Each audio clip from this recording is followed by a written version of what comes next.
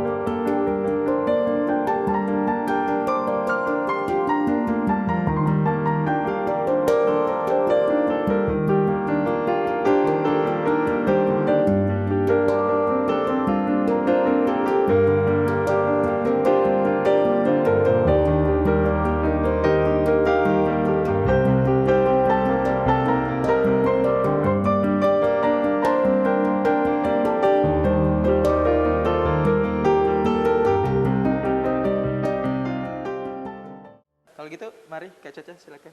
Siap. Ayo.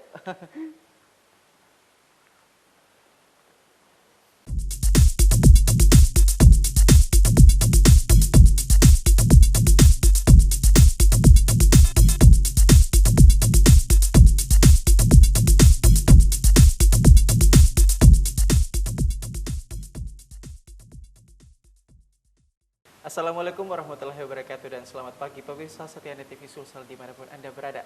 Berjumpa lagi dengan saya Redias Dizahril dalam program inspiratif kesayangan Anda, apalagi kalau bukan perempuan biasa. Langsung dari Hotel Maxon, Jalan Taman Makam Pahlawan, tentunya saya akan membersamai Anda di rumah. Nah seperti biasa, saya tidak sendiri, kita sudah kehadiran salah seorang narasumber, pastinya perempuan ya, yang tidak kalah menginspirasi dari perempuan lainnya di episode-episode sebelumnya. Nah, beliau ini bernama Sukirawati S. Farm MKes APT. Nah, langsung saja kita salam dan sapa kenalan dengan beliau. Assalamualaikum warahmatullahi wabarakatuh. Waalaikumsalam warahmatullahi Masya Allah, wabarakatuh. semangat sekali Iya, ya. semangat sekali saya kesini. Nah, Masya Allah. Sukirawati S. Farm MKes APT ini saya panggilnya apa nih, Bu, Mbak, Kak, atau ada nama panggilan atau apa tuh? Panggil Caca aja. Oh, Kak Caca aja Iya, ya? boleh. Kak Caca Oke. aja, biar lebih akrab. Asik, Iya. ya. Jadi deal ya Kak Caca ya? Iya, siap. Nah, beliau ini pemirsa adalah seorang akademisi, seorang apoteker juga, dan womanpreneur juga. Nah, kalau begitu mari kita bahas satu persatu.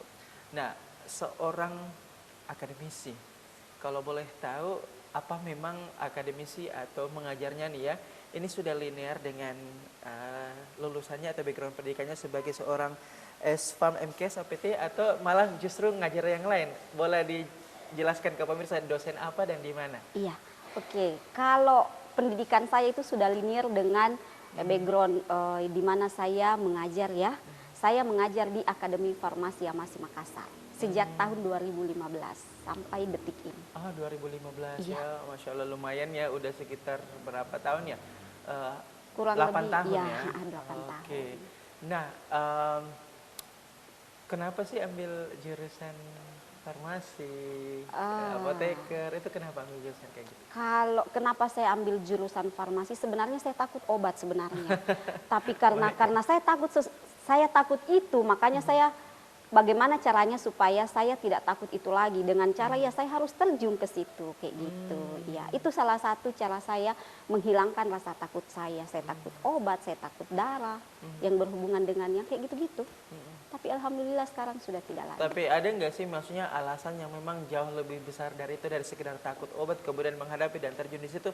Mungkin semisal ingin membantu orang, bermanfaat sebanyak-banyaknya buat orang, atau mungkin ada pengalaman di mana dulu ada saat memilukan kemudian tiba-tiba nggak bisa ngapa-ngapain terus berjanji nih sama diri, saya harus bantu orang. Ada nggak kayak kayak gitu tuh? Ya, selain itu saya juga terinspirasi dari seseorang. Kalau dulu itu yang namanya sekolah farmasi ya, susah sekali masuk di sekolah itu. Bahkan jujur kalau masalah ukur tinggi ya, dulu kan kita masih ukur tinggi, saya tidak memenuhi persyaratan kalau masalah ukur tinggi. Tetapi karena tekad saya, niat saya, dan saya memiliki seorang yang menjadi inspirasi saya harus masuk di dunia farmasi. Selain daripada itu, saya berpikir bahwa saya dengan mudah bisa mendapatkan pekerjaan ketika saya masuk di dalam dunia farmasi ini. Karena itu tadi saya katakan, saya mendapatkan inspirasi dari seseorang. Dan beliau juga yang mendukung saya bisa sampai di titik ini.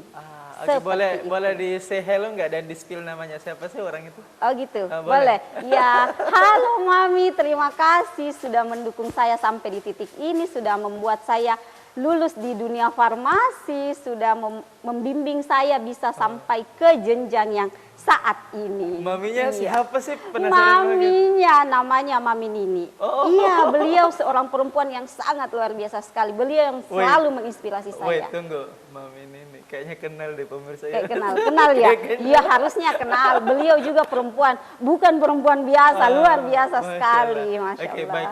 Ini kan saya tadi sudah cross check bahwa memang profesi Kak Caca ini adalah seorang dosen. Ya. Nah, yang kedua seorang apoteker dan womanpreneur. Iya, ya kan? Ya, siap. Sudah berapa lama sih jadi apoteker dan womanpreneur? Apoteker itu sejak 2015 juga. Oh, Pas saya oke. selesai pendidikan profesi apoteker di Unhas, langsung saya urus untuk, awalnya kan saya asisten apoteker nih di klinik itu. Kemudian apotekernya itu ambil lanjut S3 di Jerman, akhirnya saya ngelanjut apoteker di klinik itu. Wow, S3 Iya, di Jerman. yes. Masya Allah. Ah. Wow, it was surprise. Jadi berarti tahu dong bahasa Jerman? No. Oh, bahasa Inggris. Bukan saya yang S3 di Jerman, maksud saya yang saya gantikan di klinik itu maksudnya. Oke, temannya ya. Temanku Oh, ya. Masya Allah, luar biasa juga. Kayaknya butuh ini juga, recommended buat diundang ke sini juga tuh. Siap, boleh. Oke, apoteker tahun 2015, kemudian womanpreneur itu sejak kapan dan bergerak di bidang apa nih usahanya? Kalau womanpreneurnya sih, kalau dikatakan bergerak kapan, sejak kuliah saya sudah mulai, maaf ya, mungkin berjualan kali ya. Orang katakan itu berjualan. Saya sejak kuliah sudah mulai ada jiwa-jiwa bisnisku gitu. Berjualan bros, berjualan pakaian, apa aja gitu kan. Yang penting saya bisa menutupi biaya kuliah saya. Jujur, saya kuliah biaya sendiri. Oh, luar biasa ya, mandiri ya. Nah, Alhamdulillah. dari perpindahan-perpindahan itu apa aja sih yang pernah dilakukan sampai hari ini? Ada tadi pakaian, ada bros, ada apa lagi tuh? Dan sampai saat ini apa? Pakaian, bros, terus saya jual, ada mebel, usaha mebel juga, furniture ya? Iya, furniture juga. Kemudian sekarang yang lagi eksisnya itu, yang sekarang lagi boomingnya adalah bisnis skincare, kayak gitu. Skincare ya, Iya, skincare. boleh tahu brandnya dan nama produknya apa sih? Ratu Glow, Ratu Oke, Glow. siap. Nah, berbicara mengenai Kak Caca nih ya, sebelum hari ini menjadi seorang akademisi, womanpreneur, dan sebagainya dengan semangat juangnya, boleh tahu nggak sih latar belakang pendidikan mulai ya perjalanan pendidikan gitu ya, mulai dari kecil mungkin dari TK, SD, SMP, SMA, S1, S2 dan sebagainya, itu boleh disebutkan gak sih di mana dan ngambil jurusan apa tuh? Ya, Siap. boleh sekarang. Oke, saya SD di SD Impres Patalasang. Itu di Kecamatan Parigi. Dulu namanya Kecamatan Tinggi Moncong, tapi kan sekarang sudah pemekaran ya, namanya Kecamatan Parigi. Kemudian saya di SMP Negeri 3 Tinggi Moncong, sekarang SMP Negeri 1 Parigi. Kemudian saya lanjut Sekolah Menengah Farmasi Yamasi Makassar. Dulu namanya, sekarang namanya SMK Farmasi Yamasi Makassar. Kemudian saya lanjut S1. Saya sempat nganggur dulu setahun. Saya sempat nganggur setahun karena ya persoalan biaya ya Kak ya. Persoalan biaya, saya nganggur setahun. Kemudian saya lanjut 2015 itu saya lanjut mendaftar di UIN, jurusan fisika, agak melenceng. Yang tadinya dari farmasi. Saya lanjut Tapi fisika masih natural di UIN. program ya, masih program yes. IPA. saya lanjut fisika di UIN, tetapi seiring perjalanan waktu, sambil saya kuliah di UIN, saya sambil kerja juga di tempat saya saat ini, yang masih sekarang ini saya tempati bekerja. Jadi saya bekerja sambil kuliah. Singkat cerita 2008 saya berpikir kayak gini, saya mau jadi apa ya setelah saya selesai dari sini. Saya tidak tahu, aduh kayaknya saya salah jurusan ini. Saya berbelok arah, kembali ke di mana saya berasal sebelumnya. Oke, tahan dulu ya, Yes. Kak Caca, kita akan kembali usai jeda berikut ini. Tetaplah bersama kami dalam program Bukan Perempuan Biasa.